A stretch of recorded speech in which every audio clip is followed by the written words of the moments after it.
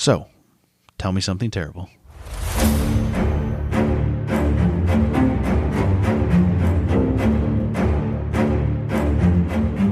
I have my cheese. I'm ready. You have your cheese ready? I've got the danger straw. Jagged side down. Yes, I made sure that the jagged side was down. I can speak really easily with cheese.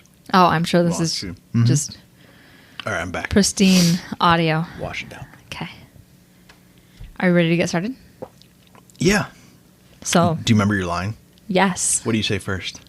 Hi, I'm Tiffany, And I'm Scott. and you're listening to Tell Me Something Terrible. That's the best intro we've had. Thank you. Episode 7? Yes? Terrific. Okay. Oh, So- we're just going straight in. Oh, No, that's fine. I mean, did you want to chat for a second beforehand? I've seen you all day. Now let's just get into the pot. Whoa. Ow. No, you didn't see me till like 4 o'clock. Your eyes rolled so hard I heard them hit the back of your head. Good. Anyway. No, I don't have any. I mean, it's not like we have stuff to plug.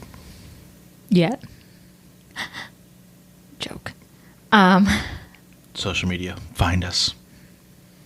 That's later. We have a very particular set of skills.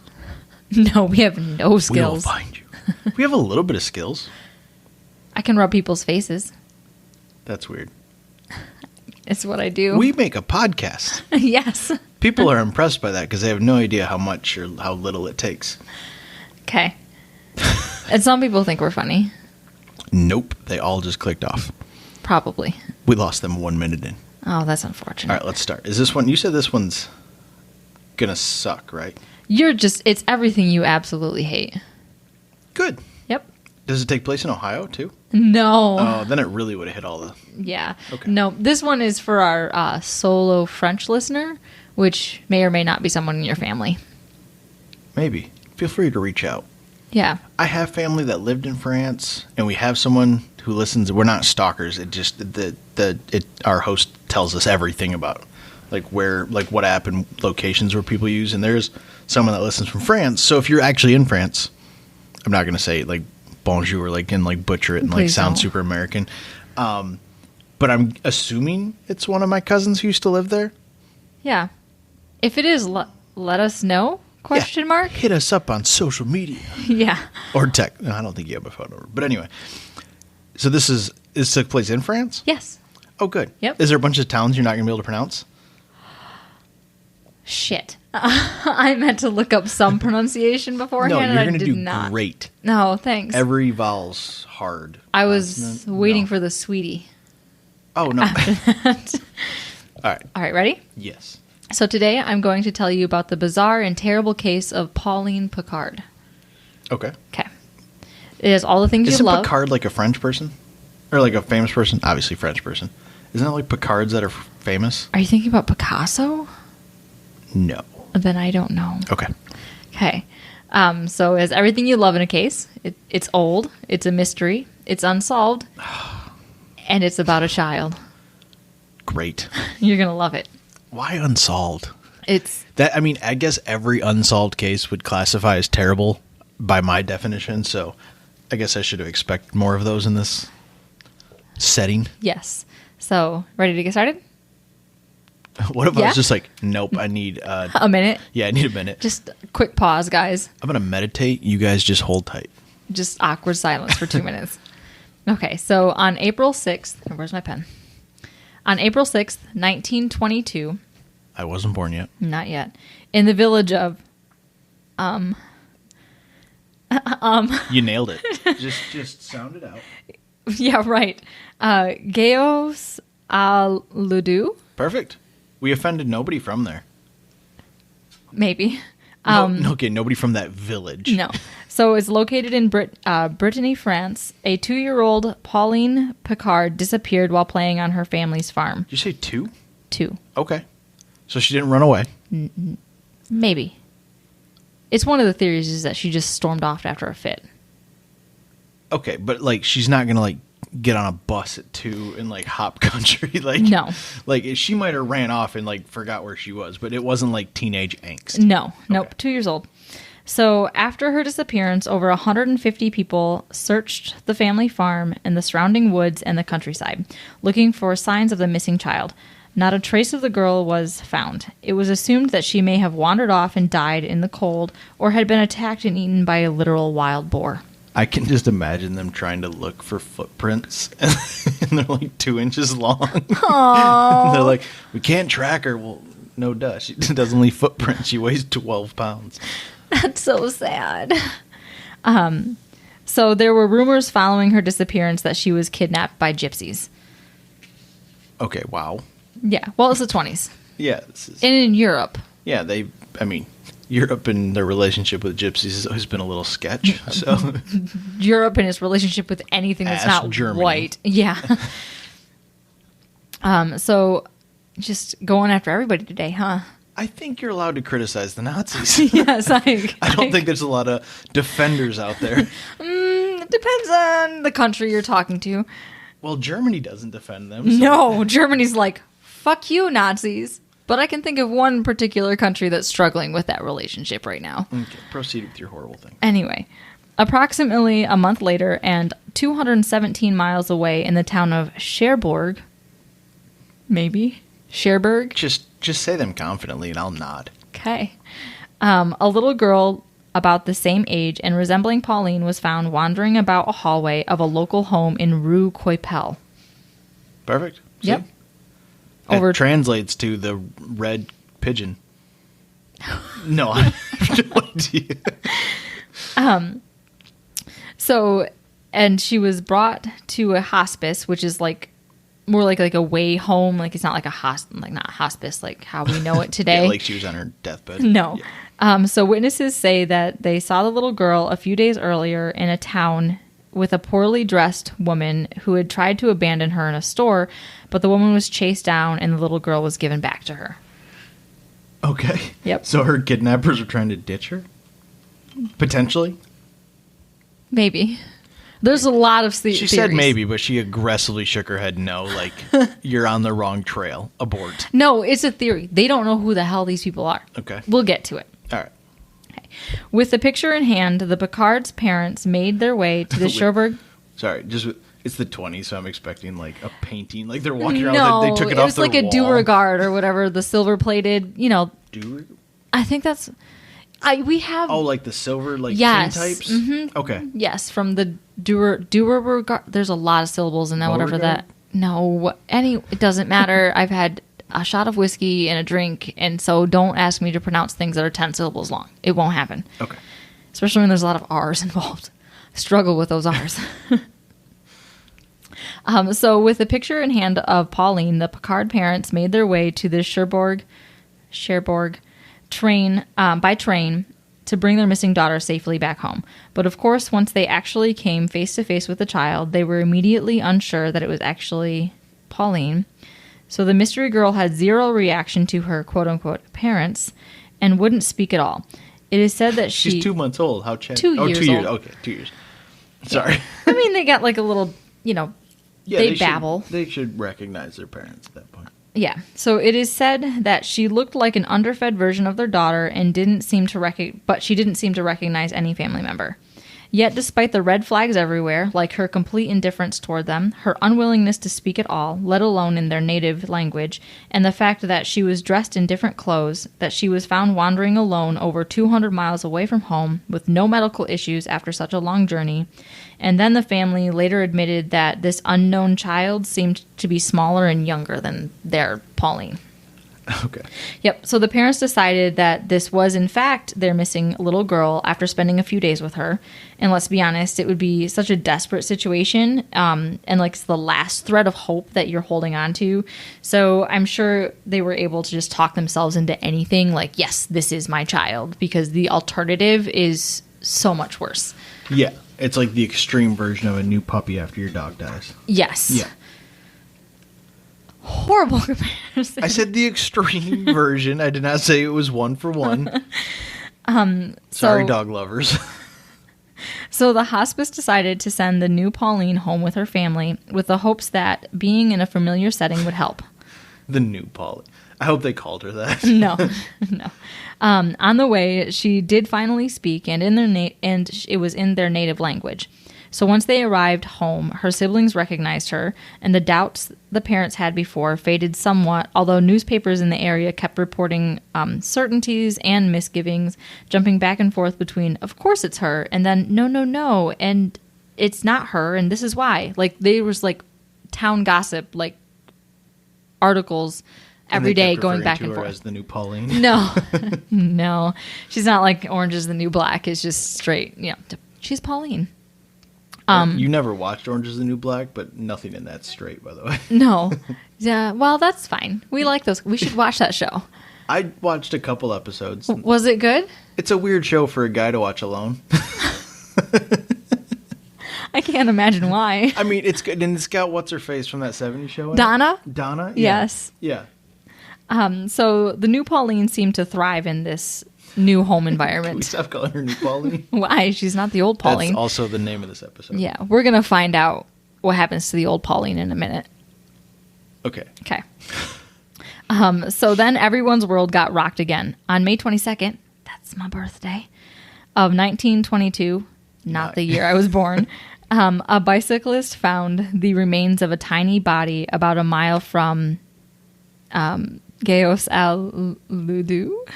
Perfect. Except my autocorrect changed it to lewd.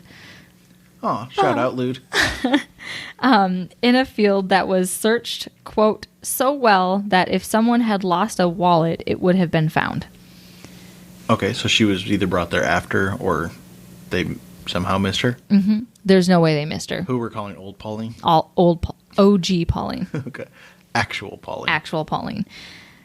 So the remains consisted of a horribly mutated and decomposing body of a small girl, disrobed, hands and feet cut off, and Jesus. and without a head.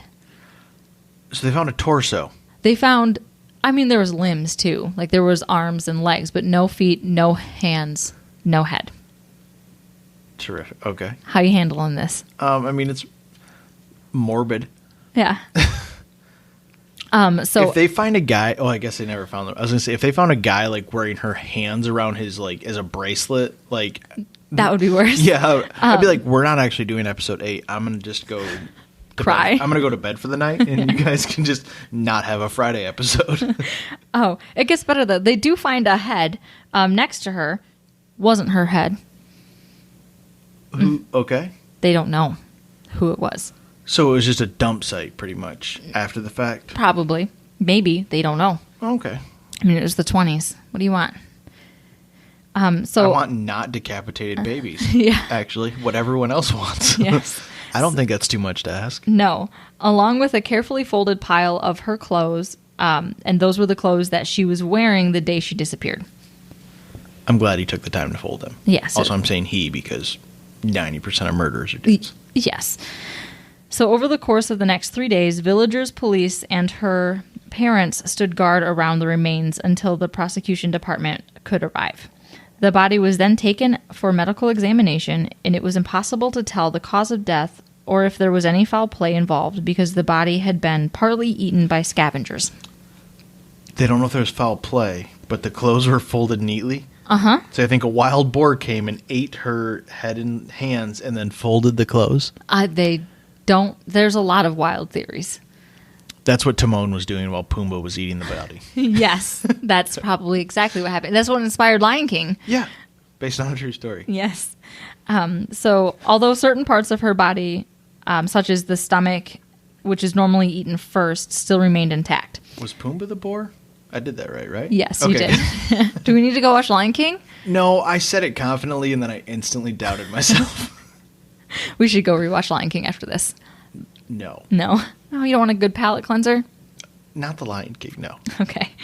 So there were marks on the bones, which they couldn't tell if it was from wounds inflicted upon the body or from wild animals. Her stomach contents were also empty, which they couldn't decide if it was from starving in the woods or if anyone that would have been captors of hers had starved her. It was then discovered that the head found near the body was too large to belong to a child.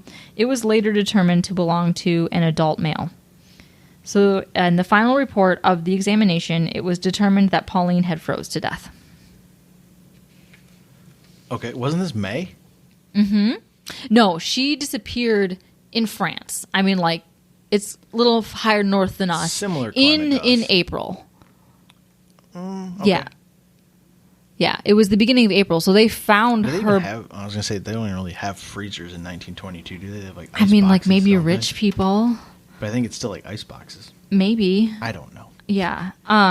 Don't question But me. they found her body over a month later. Yeah, but frozen? They. I mean, I guess April nights probably do get down into freezing, but that's... Yeah, that's what they decided, was that ultimately she had froze to death. And if she was plain in April, like, it's probably, like, nice enough during the day where you're not in warm clothes, and if you wander off, like, you're going to get cold at night. Right, except again, how is she missing her feet and her hands and her Well, no. Trust me. There's a lot of question marks still. Yes. I'm just saying, like... her torso may have frozen at some point, but they know for sure it was placed there a few days after she had disappeared because they had... Canvassed the area. Oh, yeah, 150 people. Like, it was quoted that... It's probably half the village. Yeah, and then some. So to recap, we Probably have... included the killer. Oh, no, probably. They do show up to the scene. I know. Anyway, so to recap, we have a missing known toddler, an unknown toddler given the identity of the aforementioned missing child, a mother that tried to abandon the unknown child, a headless body of a child in a field, and the head of an adult male. I was going to say, and the bodiless head of an adult male. Yes. There is only one more player in all of this, which is the family of the unknown child that she belongs to. New the family. Pauline? Yes, New Pauline. Okay. So, and then after that, we can discuss all of the rumors and wildly speculate along with all of the villagers and newspapers and the police. Okay. Okay. I love wild speculation and no definitive ending. It's great.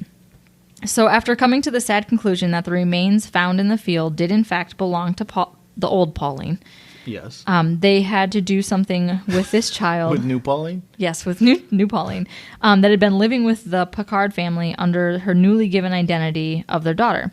Police searched for the woman that was trying to abandon her daughter, and after finding who they thought was the child's family, it was discovered that this family did in fact have their own daughter with them.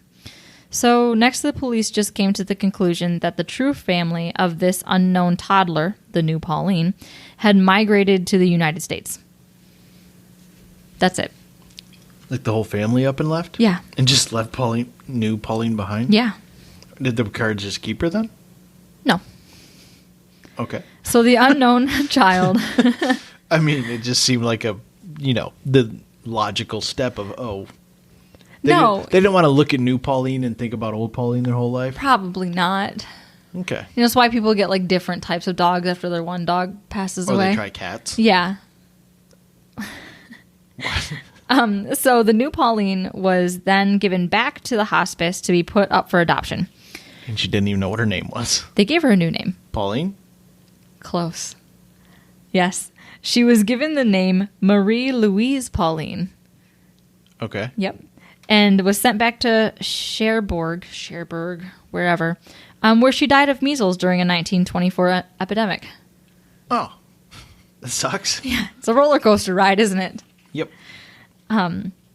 So in the aftermath, there Poor New was... Pauline. I know. And old Pauline. Well, yeah. That was implied. Yes. So in the aftermath, there were a couple of suspects dug up, along with the unfounded conspiracy theories. So the prevailing theory, because of the neatly stacked pile of her clothes, was that she had been placed in the field days after she went missing, and that's the only hard theory in the investigation. You gonna make it over there? Yeah, it's just, I yawn sometimes. I don't know what you want from me. You've yawned like 5 times. Am I boring you this much? No. Okay. I'm Otherwise, dehydrated. Oh, you need to get some water. No, How about some Gatorade? How about some Pedialyte? No, thank you. Is the Rona getting you? Yes. No. I'm going to try to not yawn for the next 3 minutes. Good luck. Thank you. So the first suspect was an umbrella salesman named... Yeah. Sorry, it's 1922. Yes. The jobs are all just made up and don't... Yeah. it's like, whose line is it anyway? Yes, the points don't matter. Yep. Yep. And Drew Carey used to be fat and funny. Oh, he's still funny. Have you seen the dumb goggles he wears on Price is Right? No. He wears like I don't even know how to describe them. They look like the goggles you would wear bicycling. Ooh. Yeah, and he's like kind of skinny fat and he's got a beard. It's a weird look. I don't get it. I should check into The Price is Right every once in a while. Hold on, keep reading. I'm going to show you a picture. Okay. So the first suspect was that umbrella salesman named Karaman, who worked as a farmhand for the Picards. He was invited to breakfast the morning that Pauline went missing. It had been reported that he was cuddling her and heard telling Pauline that he would find her a good home in another town. And then later it was overheard him telling her that he was going to take her with him. Here's Drew Carey's new glasses. Oh my God. See? They're terrible. What's with the mustache? It's all bad. I know, but the glasses make it particularly bad, right? Oh, it's... Okay, anyway. No. We're on sidetrack. Back to your story. Okay. Anyway.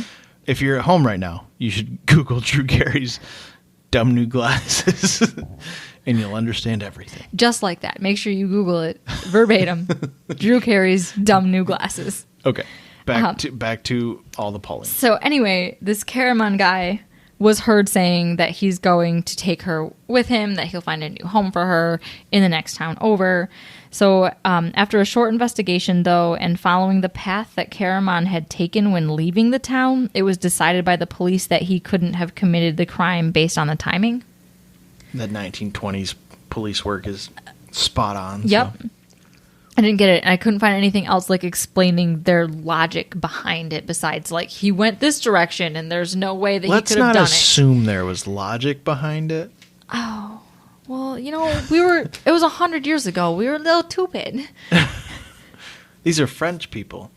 No, I mean all over the whole globe, not just them. They were everywhere. Oh. I can only do the what's the guys from Beauty and the Beast? Lumiere. It's just the voice that comes out. So a second suspect was another farmer named Yves Martin. Yves visited the Picards after Pauline had been found. He then asked them, "Are you sure it's Pauline?" And then asked God for forgiveness, followed by a statement of his guilt. And he was just rambling. To the parents? To the parents. Still? Okay. Still, yep. And he left the home laughing maniacally. Yeah. Sus, right? No, he seems normal and sane. Yes. It was later found out that Yves was actually suffering from a traumatic head injury. Oh, so he's probably never done anything he regrets ever. No. Like chop off somebody's head and bury it or lay it next to a baby's body without a head. So they believed he was just rambling and was later admitted to an asylum where the police could no longer interview him. Oh, okay. So this has no like concrete ending, but I'm going to go with that one in my head so I feel better about it. Okay. Crazy farmer man. Just rambling with the head injuries, which we know, good track record of all of the serial killers. Yes. Yep. How are you over there? Great. It was the burp that you warned me about because this is a little bit fizzy. I told you. Fizzy drinks. She didn't read the podcast 101 email I sent her. No fizzy drinks. Yes, because that's how we communicate every morning. We just send out like this is how I'm doing today email to one another. Yes. Healthy marriage. So apart from the first theory that Pauline was kidnapped by gypsies, a few more far-fetched theories were offered up. First was accusing the father of Pauline's death. A French newspaper claimed that Pauline's father, Francois, knew that one, was an abusive man prone to frequent violent outbursts, and that he had killed his daughter or a family recluse named Remorpi. Don't matter. He's not real. He's not real? No. Yep. It was like another theory was that this man Range did it. You want me to say it with a Midwest accent? Make fun of my Lumiere accent and then say Range. I'll say it with my Midwest accent. How do you spell it? Ronge. Yeah, it's probably Orange. But this person was not mentioned in any other sources other than this Algerian newspaper. So perhaps... Why is Algeria weighing in on a French baby murder? Dude, it was like a big deal. Okay. Like in Paris, there This was the newspapers. Elizabeth Smart of 1922. Yeah. Okay. Or like... I also don't really know where Algeria is at, so... I don't know either. Geography. It's every Yep. American strong suit. Yep, we're gonna start we're just gonna start editing in geography clips here. Oh, great idea. Not gonna happen. No. I talked to our audio engineer. It's not gonna happen. Oh, he had a one-on-one? Yeah. Little one-on-one, yeah. Confab? Confab? Yeah, Google it. It's No. a discussion. Oh. You want to know why I know that? Why? Because in baseball, they have confabs on the mound. And it's like when they discuss things like with the pitcher and the catcher and the pitching coach. Anyway. I thought we weren't going to make sports references anymore. I was just telling you how I knew a word you didn't know, okay? This happens like once a year. Just let me just bask in this. it. Yes, in this glow. Yeah. So it was also decided that may have been made up by Yves. And that maybe the Yves guy actually did witness a murder, but he had invented a perpetrator. Are you saying Rouge was a rouge? Probably. Okay. They don't know. It was mentioned in one newspaper, so. In Algeria. Yes. Very legit sourcing. Yeah, for sure. Yep. Or it was based on a rumor that was popular amongst the villagers. Maybe a rich family stole Pauline because their own daughter had died. And if word got out that their daughter was dead, they would lose their inheritance. They replaced new Pauline with old Pauline. The gypsies actually stole new Pauline, and they were replacing her with old Pauline. It all makes sense now. Oh my gosh. All the circles. Yes. So the body in the field was not Pauline's, but the daughter of the wealthy couple that had died, that they couldn't let people know had died because then they would lose their money. That seems like far-fetched. Yes. It's still crazy farmer to me. Yes. So this farmer started... this farmer. This rumor started... It's the 20s, they're all farmers. Yes. Or umbrella salesmen. Yes. So this rumor started because the reports of two mysterious strangers hanging about the town watching Pauline the day of her disappearance.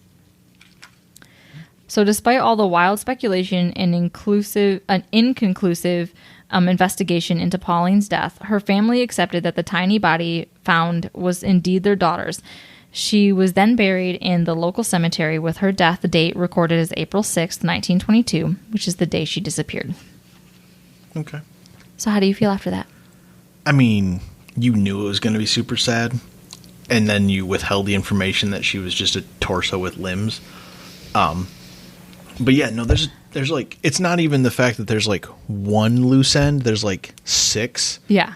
Like, we don't know who new Pauline is, old Pauline is. We don't know the family of new Pauline because the police were like, yeah, we can't find them. They must have immigrated. Well, there's just a random dude's head. Yep. No clue. They there don't know.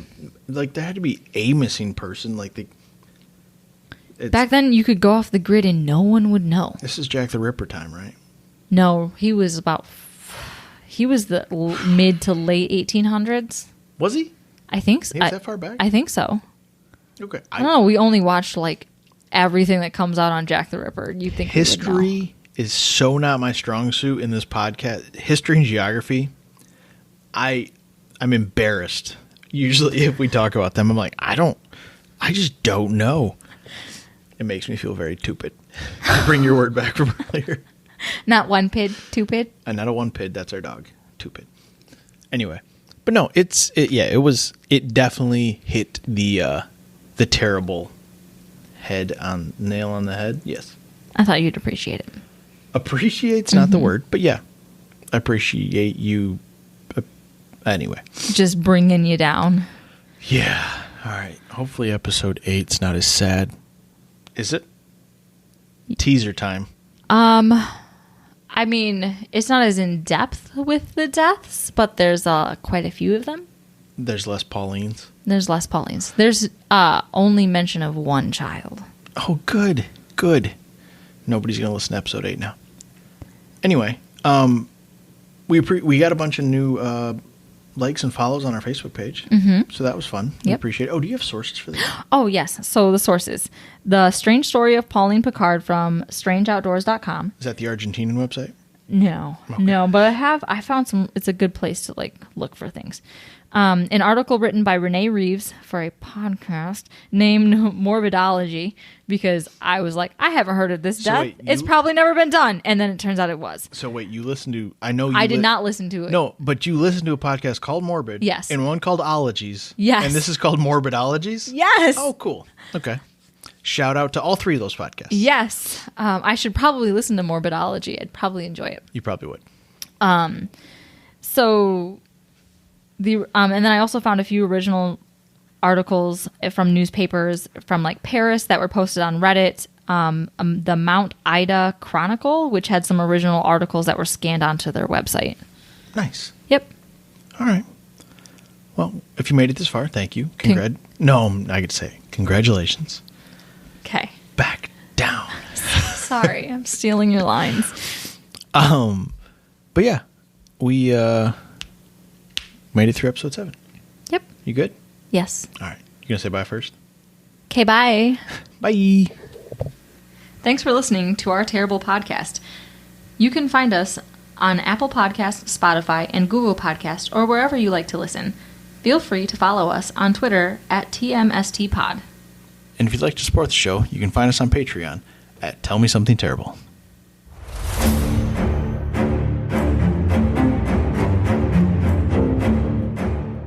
Oof, that was terrible.